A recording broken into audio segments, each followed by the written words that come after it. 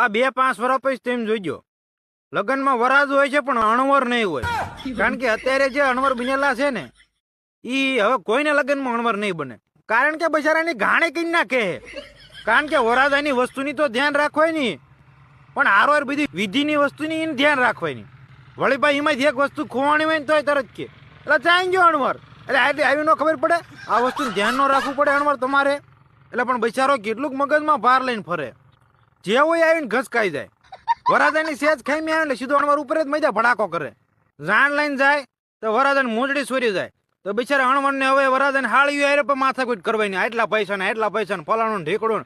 પણ હાળ્યું એમ કે અણવર ચીકણા લાગે, પણ બાપા અણવર ચીકણા નહીં, જેમના ઘરે જઈને ઘસકાવા તમને વધારે પૈસા આપી દીધા હોય.